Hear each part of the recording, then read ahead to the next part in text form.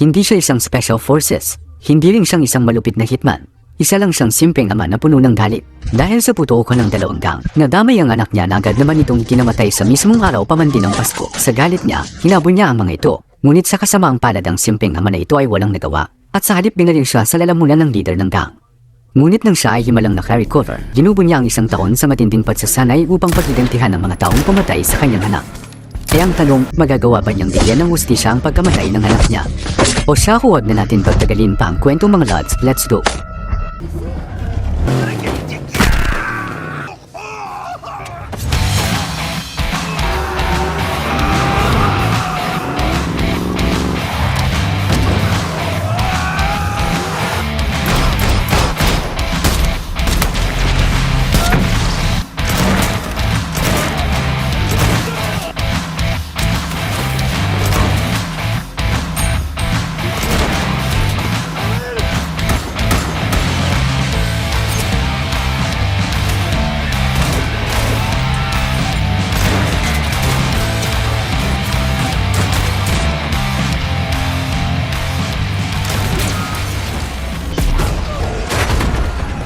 Si Brian, isang amang tahimik na nakaupo. Patay na ang anak niya at unti-unti niyang hinuhubog ang sarili para maging isang sandata. Malapit nang magsimula ang madugong gabi ng Pasko. Pero bago yun, kailangan muna niyang malaman kung sino ang mga target niya. Pumasok si Brian sa presinto bilang isang biktima at tinanong si Inspector Dennis tungkol sa usad ng kaso ng anak niya. Habang naghihintay mag-isa sa opisina, napansin niya ang isang pader na puno ng litrato ng mga miyembro ng gang. Agad niyang nakilala ang ilan sa mga mukha. Sila ang mga taong responsable sa pagkamatay ng anak niya. Palihim niyang inilabas ang cellphone at kinuhanan ng litrato ang buong pader. Maya-maya may isang sketch na agad pumukaw sa atensyon niya. Isang lalaking kalbo ang nakatitib pabalik sa kanya. Ang pangalan nito ay Playa. Siya ang pumaril kay Brian sa leeg at iniwan siyang halos patay. Pagpasok ni Inspector Dennis, nakita niyang palabas na si Brian. Saglit lang silang nagkatitigan, pero nakita ng detective ang matinding galit na unti-unti nang nag-uugat sa mga mata nito. Pag-uwi ni Brian, idinikit niya sa pader ang lahat ng litrato at gumawa ng plano para ubusin silang lahat sa iisang gabi. Sa araw ng Pasko mismo, eksaktong isang taon matapos mamatay ang anak niya. At doon magsisimula mga lads ang paghihiganti. Araw-araw na nagsanay si Brian ng walang tigil. Pinilit niyang lampasan ang bawat limitasyon ng katawan niya. Inaral niya ang iba't ibang teknik sa pakikipaglaban at ang mga profesional na paraan para mapabagsak ang kalaban. Noong una, hirap na hirap siyang tapusin kahit ang simpleng physical training. Pero makalipas ang ilang linggo, kaya na niyang gawin ang mabibigat na combat drills nang hindi bumabagal.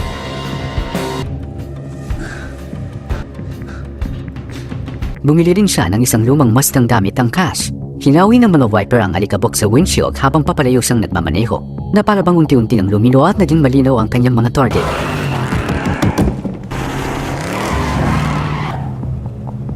Pagdating sa bahay, agad niya itong minodify. Araw-araw umuugong ang tunog ng martilyo sa buong bahay. Alam ng asawa niya kung ano ang ginagawa niya. Naiintindihan siya nito pero hindi na siya kayang pigilan. Alam din ni Brian na hindi sapat ang malakas na katawan. Kung hindi siya magiging mahusay bumaril, mabibigo ang lahat. Sa unang ensayo niya sa firing range, puro sablay ang mga bala niya. Pero imbes na sumuko, mas lalo pa niyang pinag-aralan ng mga baril. Nang gabing yun, tuluyan nang bumigay ang bigat ng lahat ng tinadala nila. Tahimik lang na nagyakapan sina Brian at ang asawa niya sa gitna ng dilim. Walang nagsalita pero pareho nilang alam ang katotohanan. Aalis na muna ang asawa niya. Hindi dahil wala na silang pagmamahal sa isa't isa, kundi dahil ang pansamantalang paghihiwalay lang ang pwedeng paraan para hindi madamay ang misis niya. Pinunasan niya ang mga luha, kinuha ang mga gamit niya, lumabas ng pinto at hindi na lumingon. Sa pag-alis niya, nawala na ang huling bagay na magpapaworry kay Brian. Doon ipinakita kung paano nagsimula ang lahat. Araw ng Pasko noon, masayang nagdiriwang ang pamilya nilang tatlo sa likod ng bahay. Bigla na lang sumabog ang katahimikan. Sunod-sunod na putok ng baril ang umalingongaw habang nagngingit-ngit ang preno ng mga sasakyan sa basang kalsada. Dalawang magkalipal na ganghang nagpabarilan sa kalapit na kalsada. Lumilipad ang mga ligaw na bala kahit sino ang tamaan. Agad na tinakpan ni Brian at ng asawa niya ang anak nila gamit ang sariling katawan. Nang tumigil ang putokan at umalis ang mga sasakyan, tumingin sila sa anak nila. Unti-unting nabasa ng sariwang dugo ang damit nito. Patay na siya dahil sa sobrang galit. Agad na hinabol ni Brian ang mga salarin. Sinundan niya ang tunog ng putukan at tumakbo papunta sa dalawang gang na patuloy pa rin nagpapalitan ng bala. May nakita siyang berdeng kotse at hinabol ito hanggang sa isang makipot na eskinita. Nakakita siya ng crowbar sa tambak ng basura at buong lakas na ipinukpok yun sa sasakyan. Saglit na nawala ng kontrol ang kotse pero nakabawi rin. Pagkatapos, umikot ang berdeng kotse at bumalik.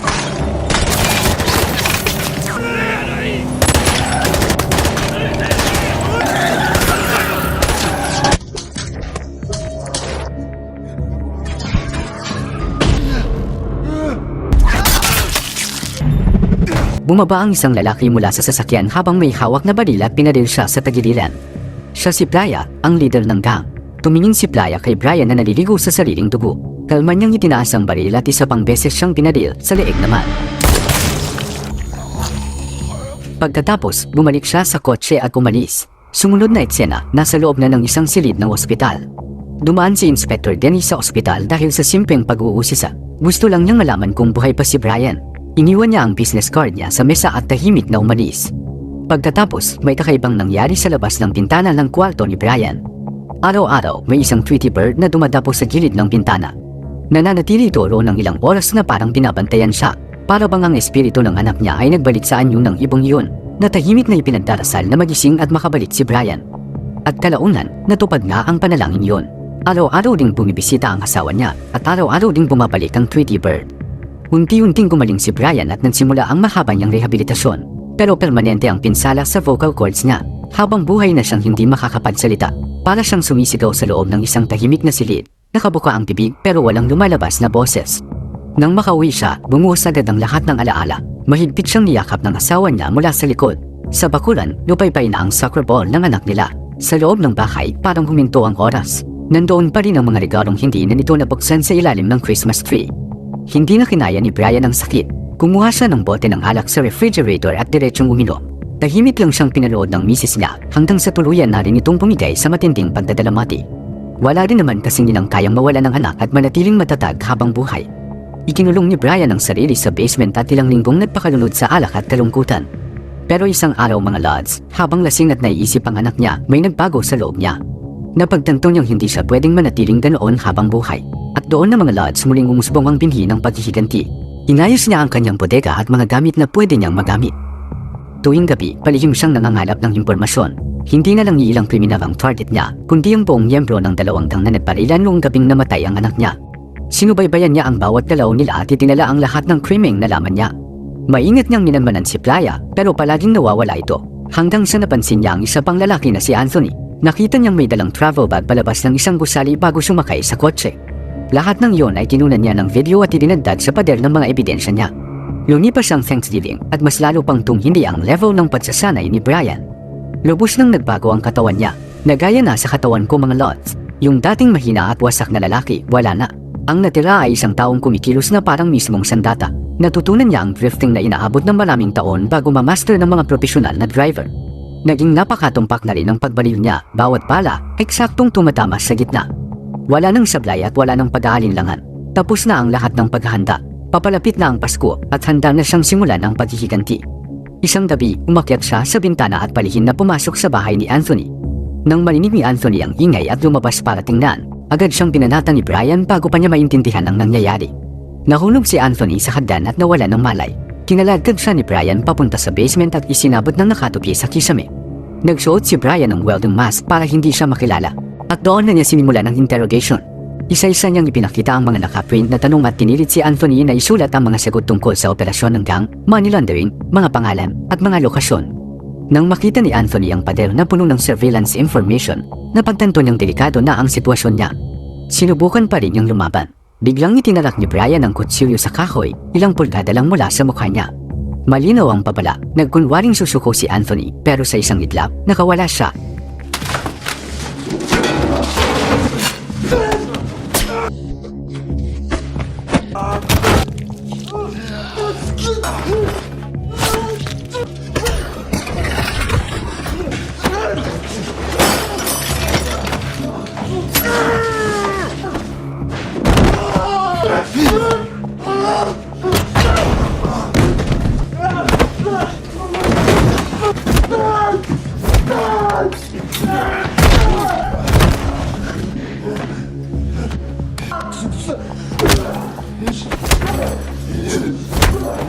Dahil wala pa siyang tunay na karanasan sa aktwal na labanan, muntik na siyang mapahamak.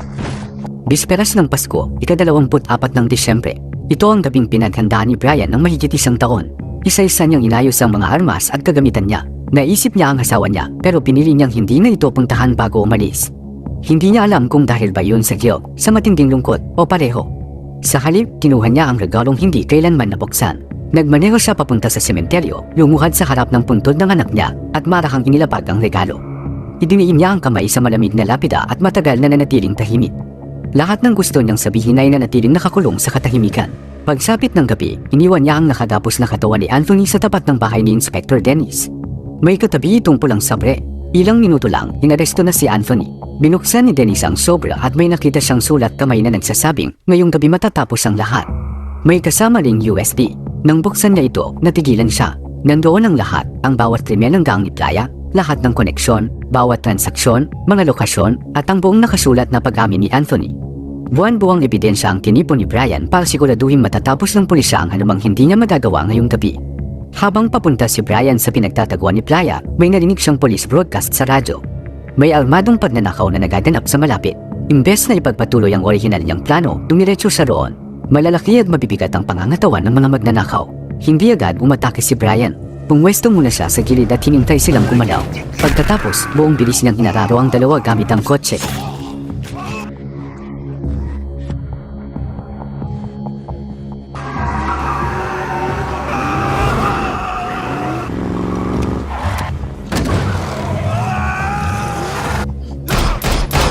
Matapos ang putok, dahan-dahang umagos ang dugo sa windshield. Tahimik lang na nakaupo si Brian matapos ang lahat.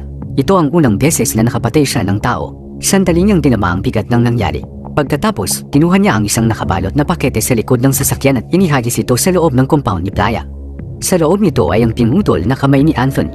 Siya ang naihawak ng mga susi ng gang ni Playa. Nang makita iyon ni Playa, halos bumusok ang ilong niya sa matinding galit. Agad niyang inisip na ang gang ni Ruiz ang may kagagawan nito, kaya iniutos niyang kumanti agad ng walang hawa. Iyon mismo ang plano ni Brian, pagawain ng dalawang gang para sila mismo ang magpatayan. Sumiklab ang matinding bardilan sa pagitan ng dalawang gang. Habang papasok na si Brian sa kaguluhan, may nakita siyang hindi niya inaasahan. Napapalibutan ng mga kriminal ang ilang pulis. Isang babaeng pulis ang naipit at wala ng matakbuhan. Nagdesisyon si Brian na tulungan siya. Paikot-ikot niyang tinaandal ang kotse sa paligid nito habang isa-isang binabalilang mga gangster na papalapit. Isa sa mga miyembro ng gang ang naglabas ng cellphone at nag-livestream ng buong pangyayari. Sa maliit na screen na yun, nakita ni Playa kung paano isa-isang pumabagsak ang mga tauhan niya. Nakita niyang parang multong gumagalaw ang sasakyan ni Brian sa gitna ng kabuluhan. Nakita rin niyang kayang-kaya nitong pabagsakin ang mga tauhan niya. At sa unang pagkakataon ng gabing yun, nakaramdam ng takot si Playa. Huminto si Brian sa harap ng babaeng pulis at agad ditong sumakay. Pero bago pa sila makalis, sapul siya ng bala sa likod. Pinakarunot ni Brian ang sasakyan para mailigtas siya, pero hindi na ito umabot ng buhay. Namatay ang pulis bago pa sila makalayo sa lugar. Saglit na ipinikit ni Brian ang mga mata niya, saka muling nagmaneho. Hinanap niya ang lalaking nagla-livestream, hinararo ito ng kotse, at kinuha ang cellphone habang patuloy pa rin itong nagre-record. Tumingin siya diretso sa camera at ipinadala ang video kay Playa. Habang pinapanood ni Playa ang video, tuluyan na siyang nilamon ng takot. Doon niya naintindihan kung sino talaga ang paparating para sa kanya. Agad siyang nag-post sa group chat ng gang ng $5,000 na pabuya para sa sinumang makakapatay kay Brian ngayong gabi. Maya-maya, nakita ni Brian si Ruiz at dahan-dahan siyang dinaanan gamit ang sasakyan, isang sinadyang pang-aasar. Huminto siya sa isang tulay at may kinuha sa katabing upuan. Isa itong maliit na instrumentong pangmusika. Tahimik na itong hinawakan. Ito na lang ang tanging paraan na alam niyang makakausap niya ang anak niya ngayong gabi. Marahan niya itong itinikit sa labi niya bilang isang pangako. Kasi bago matapos ang gabing ito, pananagutin niya ang lahat ng responsable sa pagkamatay ng anak niya. Bigla niyang narinig ang paparating na sasakyan ni Ruiz at agad niyang isinagad ang silinyador. Isang sasakyan ang lumagasa mula sa gilid ng kalsada at buong lakas na bumangga sa sasakyan niya. Nagsimula ang matinding habulan na bilis sa buong lungsod.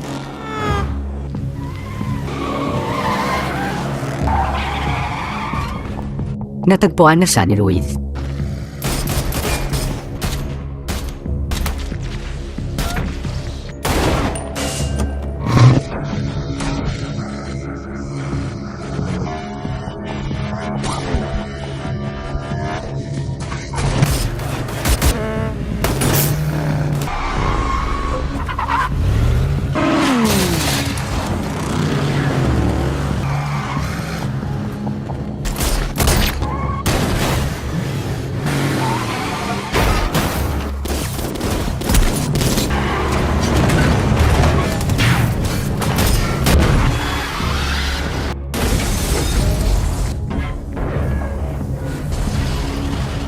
Samantala, pinabantayan ni Inspector Dennis ang police radio nang sunod-sunod na pumasok ang mga ulat na dalawang gang na naglalabanan at isang misteryosong sasakyan na dumaraan sa gitna ng lahat ng kaguluhan.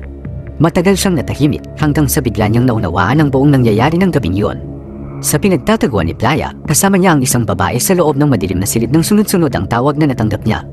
Agad niyang inutusan ang lahat ng tauhan niya na bumalit sa compound. Nang malaman ito ni Brian, isinuot niya ang coat niya at sa huling beses, sinuli niya ang mga armas niya. Nagsimula na ang ikatlo at huling yugto. Isa-isang dumating ng mga miyembro ng gang mula sa iba't ibang direksyon. Tahimik na sumabay si Brian sa kanila at palihim na nakapasok bago tuluyang magsara ang rolling shutter. Pagpasok niya, puro kaguluhan ang nasa unang palapa.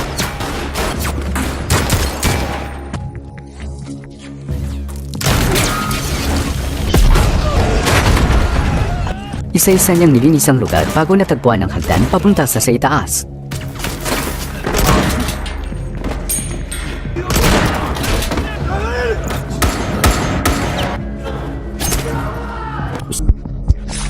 Bago umakyat, nagtanim muna siya ng pasabog sa mga daanan para mapabagal ang mga paparating na kalaban.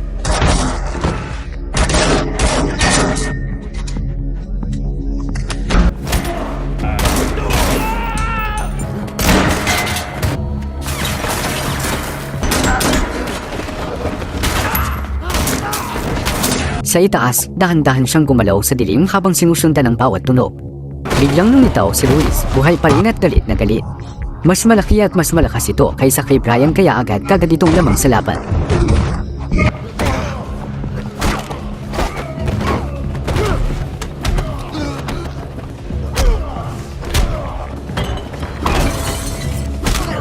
Halos wala nang magawa si Brian, pero biglang sumabog ang mga pasabog sa ibaba. Nasira ang daanan papunta sa itaas at tumilapon ang ilang tauhan ng gang. Napalingon si Ruiz sa pagsabog. Sinamantala ni Brian ang isang biglap na pagkakataon at malakas na gumanti.